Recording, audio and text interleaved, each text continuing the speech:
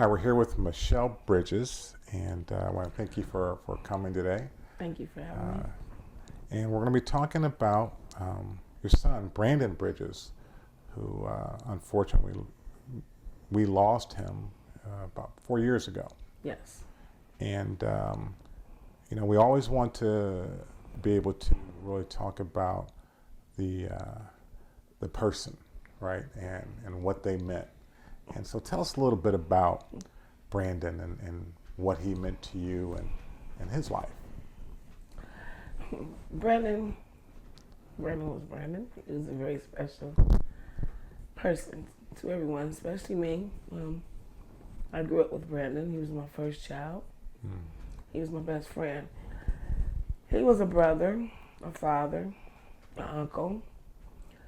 He wasn't a perfect child. I won't never let nobody think that he had his issues, but he resolved. But he was becoming that man that I knew he could always be. Yes. Till one day, selfishly, someone took his life. I'm sorry. And I'll never forget that day. That just Sunday, December 10th, 2017, is a call that no mother should ever have to endure. It was like my own life just left my body, losing my child in such a manner. And finding out that still 4 years later, no one came forward, no one has said anything.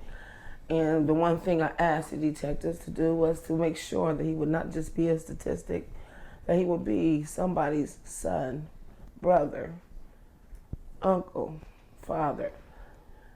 And they're leaving me to fight them, to show you that my son was someone. Right. That he was someone, and you said not a statistic. Not a statistic. Right.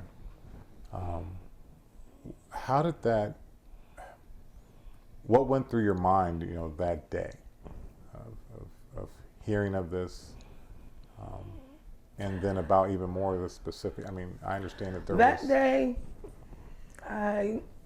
That day, hearing that, it took, like I said, it took most of my life. That day I became numb. I became angry, hurt, and I wanted revenge. Then they put me in a place that I never want no mother or anyone to have to go through. That's a pain that you can't explain. And if you haven't lived it, which I wish no one had to live it, but you probably will never really understand. You can say you understand, but unless it hits you, no one knows. No one knows. Yeah. I was grateful, because years later, though, that where I became angry and I cussed God and I cussed myself and I said, Lord, I forgive me.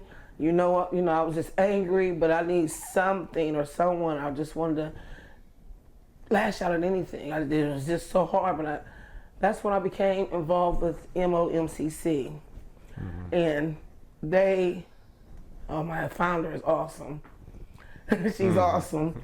And I cried out tonight with her. Like she said, I was like, I'll see you up. She's so, I can't sleep most nights. And I'm like, I just want to take my own life because you just get so angry. Yes. And so besides, because you wake up and you're looking to hear them or to see them, and I want to see that joking smile or that, little joke he had with a little snicker in his face, and then wake up and that was just your dream. Yes. But I tell you, mothers and murdered Columbus children helped me a lot, and with that, I am forever grateful. I am my sister's keeper. Yeah. So that and enough is enough. Yeah. Yeah. And this, we're talking. Has been 4 years ago. Yes, right? It doesn't get easier. Doesn't get easier. It doesn't get easier. It doesn't. It just makes you more angrier because you feel like you should know, or someone should let you know something, where they just shut you out.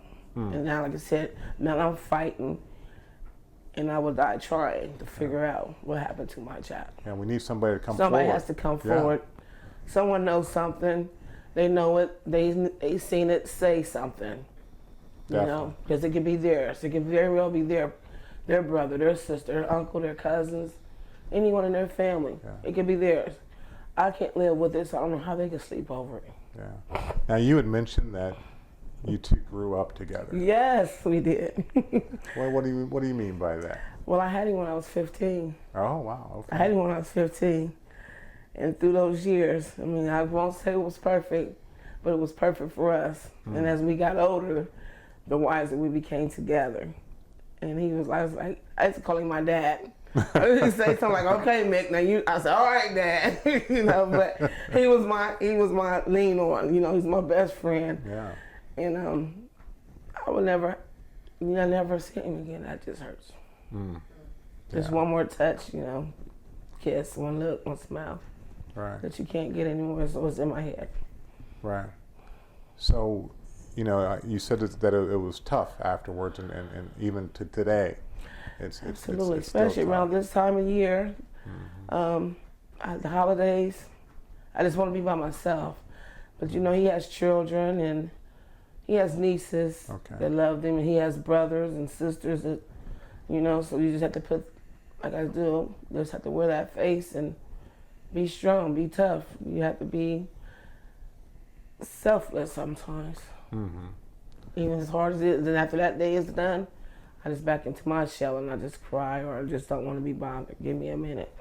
Right. Well, I imagine it's tough for everyone involved, because these, you know, someone losing life affects the entire family. Right? And I you know, sometimes I look at Thanksgiving as that time where, especially when you hear his nieces pop up. I miss my Uncle B. I miss, you know, so that tears me up. I hear my grandkids. Because Uncle B is watching over you, because he just say, "Hi, Niecy, Niecy." There's some too many girls. He can't remember their names. And they just loved it. Right. Yeah, so he was a good guy. He was a good guy. Yeah. I won't say he was perfect, but he was my perfect. Yeah. Oh yeah.